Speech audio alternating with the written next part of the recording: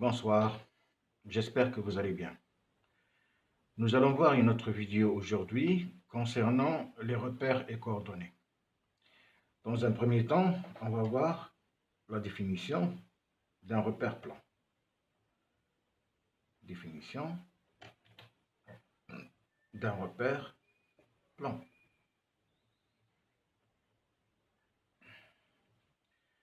Donc, si nous prenons un repère O,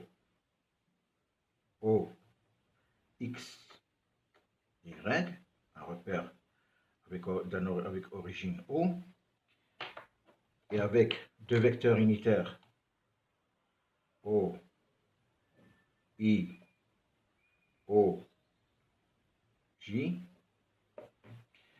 si nous avons notre repère O, I, J avec OI perpendiculaire à OJ, cela veut dire que nous sommes dans un repère orthogonal. D'accord? Donc, si le repère OIJ avec OI perpendiculaire à OJ, nous sommes dans un repère orthogonal. Si maintenant, notre repère, toujours OI perpendiculaire à OJ, mais en plus, nous avons OI égale à OJ. À ce moment-là, nous sommes dans un repère orthonormé.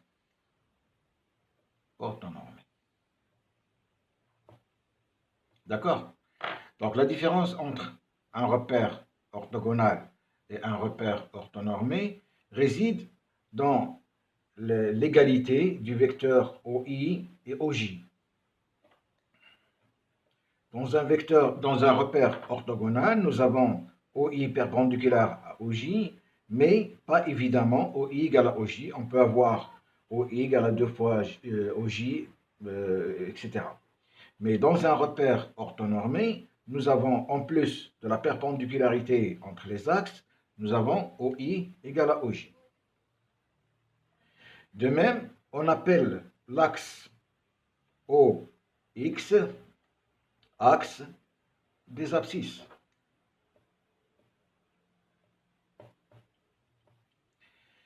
Et l'axe OY axe des ordonnées.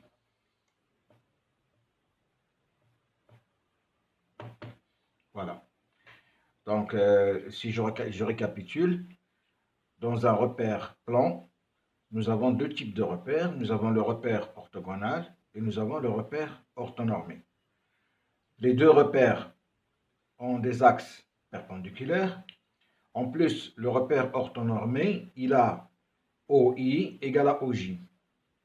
On appelle l'axe OX axe des abscisses et on appelle axe OY l'axe des ordonnées.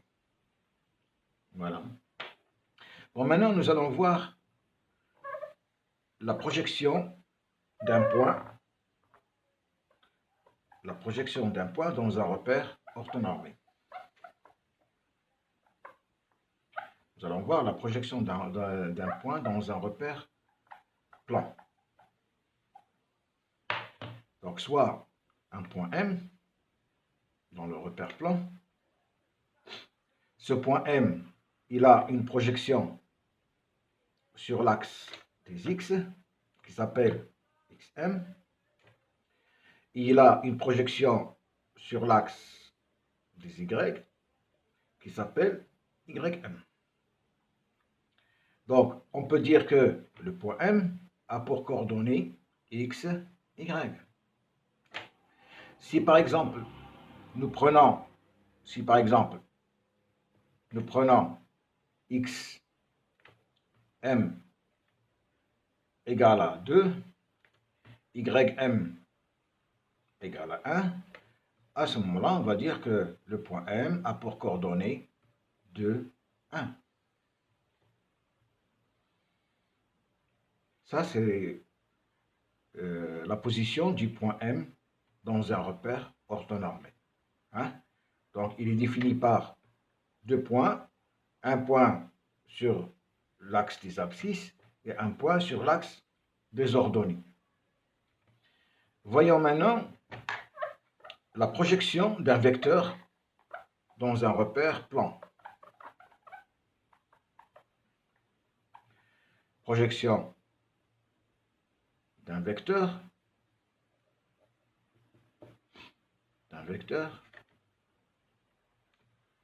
dans un repère plan.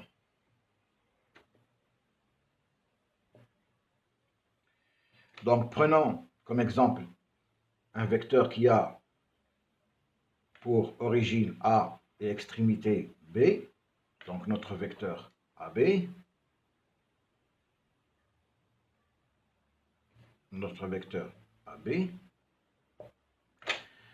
Alors, AB, il a une projection aussi bien sur l'axe des X, XA, XB, et il a une projection sur l'axe des Y, YA et YB. Alors, pour définir les coordonnées du vecteur AB, on va dire que AB a pour coordonnées cette valeur plus cette valeur. D'accord? Donc, il a pour coordonnées XB moins X1, YB moins YA. Ça, ce sont les coordonnées du vecteur AB dans le repère plan. C'est-à-dire, le vecteur AB, il a une projection aussi bien sur OX et une projection aussi bien sur OY. La projection sur OX, c'est bien le coordonné de B, XB, moins le coordonné de A, XA. Et sur OY, c'est le coordonné de YB moins le coordonné de YA. Donc c'est bien AB égale à XB moins XA, YB moins YA. Alors, si on fait un petit exemple, prenons par exemple XA, on va prendre AB, plutôt on va prendre le point A. Prenons le point A qui a pour coordonnées 5, 6, et le point B, il a pour coordonnées, pardon, le point A, je vais prendre ici 2, 6, et le point B, il a pour coordonnées 4, 3. Donc, si nous appliquons, c'est-à-dire si on veut voir les coordonnées du vecteur AB, nous allons dire que AB a pour coordonnées XB moins XA. XB, c'est 4, moins XA, 2, c'est-à-dire 2. YB moins YA. YB, c'est 3, YA, 6, donc moins 3. Alors, qu'est-ce que ça veut dire AB 2 moins 3? Ça veut dire que AB, il a 2 unités sur l'axe des X, et il a 3 unités sur l'axe des Y. D'accord? Sur l'axe des X, il se déplace, un vecteur, c'est un déplacement. Sur l'axe des X, il se déplace de plus 2 unités, et sur l'axe des Y, il se déplace de moins 3 unités. C'est ce que ça veut dire AB 2 moins 3. Et c'est ce qui explique la trajectoire descendante du vecteur AB. Hein? C'est-à-dire que sur l'axe des X, il a 2 unités positives, donc il se déplace de A à B, et il se déplace de A à B également de 3 unités, mais négativement. D'accord? Donc, c'est ce que ça veut dire. AB a pour coordonnées 2, moins 3. Bon, voyez maintenant la longueur d'un vecteur donné. On va voir la longueur d'un vecteur donné dans un repère plan. Donc, si nous prenons, alors, Troisièmement, longueur d'un vecteur dans un repère plan.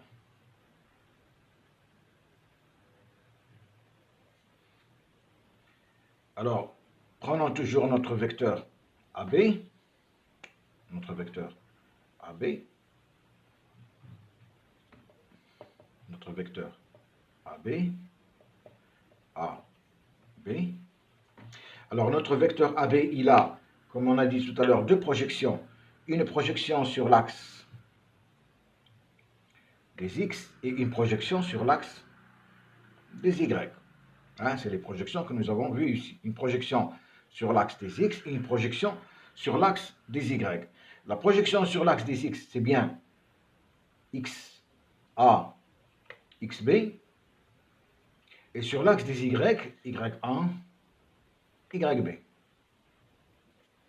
Ça, c'est la projection du vecteur AB sur l'axe des X. Et ça, c'est la projection du vecteur AB sur l'axe des Y. On voit très bien que nous sommes devant un triangle rectangle. C'est-à-dire que nous avons un angle droit ici. Cela veut dire qu'on peut appliquer le théorème de Pythagore.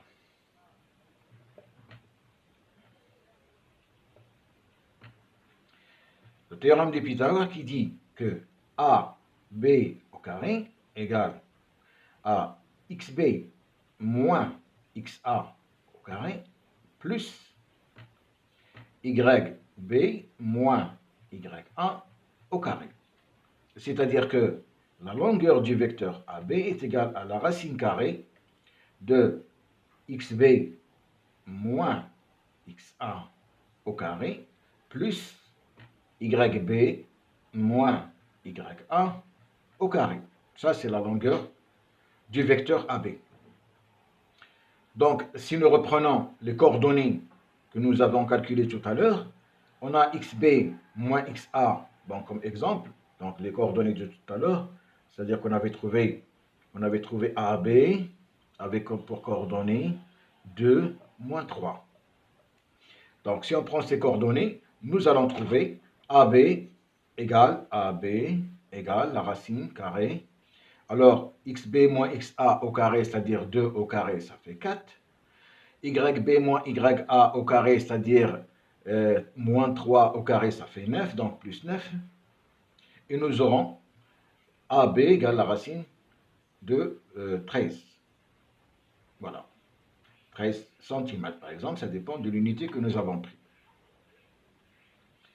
Voilà, j'espère que vous avez compris. C'est un rappel très simple de ce que c'est qu'un repère plan, parce que nous allons en avoir besoin dans nos différents exercices de mécanique appliquée.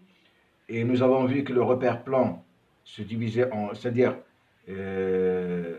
nous avions le repère plan orthogonal et le repère plan orthonormé. Donc, on a expliqué la différence entre un repère plan orthogonal et un repère plan orthonormé. Nous avons vu la projection d'un point quelconque dans un repère plan et nous avons vu la projection d'un vecteur dans un repère plan. Comment est-ce qu'on peut faire cette projection? Et on vient de voir tout de suite la longueur d'un vecteur dans un repère plan. Voilà, j'espère que vous avez compris ce que je viens d'expliquer. Si vous avez aimé la vidéo, je vous demande de faire un petit like et pourquoi pas vous abonner. Merci et à la prochaine, Inch'Allah.